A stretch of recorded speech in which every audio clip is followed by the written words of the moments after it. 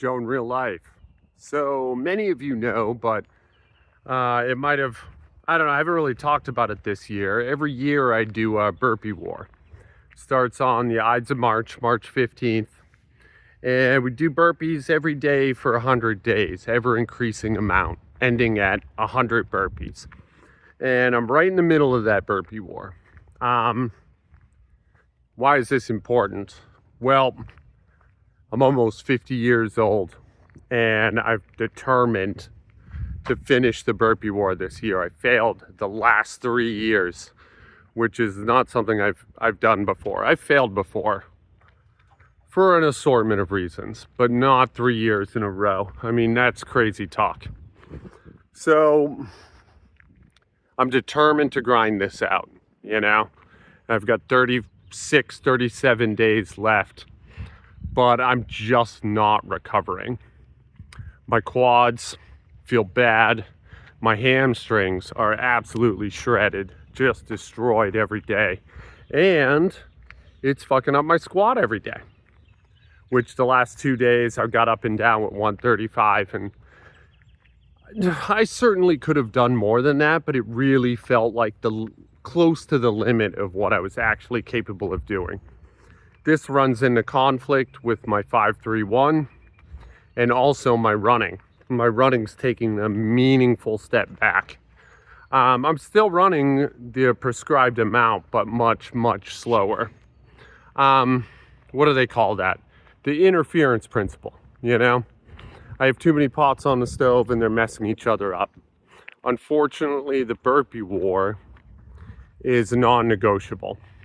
So I'm kind of coming on here and I'm kind of saying I might have to dial back my squats for the next month until I complete this thing, or until it breaks me. You know, that is a possibility still too. I don't want to do that. I was hoping I could handle it all, and certainly a younger version of me handled it all in the past pretty easily, which is why I had this false impression.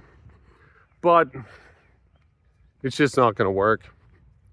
So, and it's a bummer because I'm loving the 5-3-1.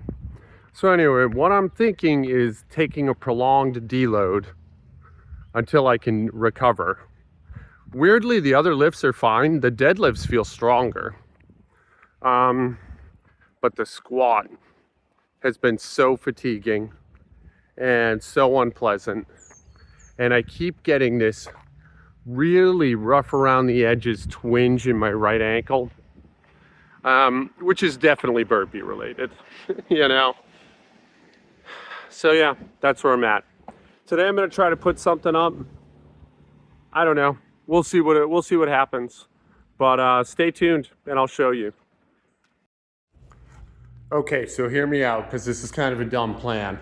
But what I'm thinking of doing is keeping 5-3-1 running for the other 3 lifts. And for squats, I take a month and work on my 20 rep max. That would take me roughly to the end of the Burpee War, and I could still play along with the squats fairly well. And you might be thinking, hey man, that's more work. That sounds worse. But the issue really is the load. Like, and yeah, it as compromises go, it's maybe not the smartest, but something about bearing the weight that I'm bearing it's super, super sapping me. Like just exerting that kind of force under these joints that feel very suspicious is really, really costing me. And like I'd be working with 135 mostly. And 135 is something I can handle very, very comfortably. And plus, like, I can also sandbag. You know what I mean? Like, if I'm just not feeling it on a given day, if the burpees took too big a bite out of me, I can just dial it back and not really go that hard, you know?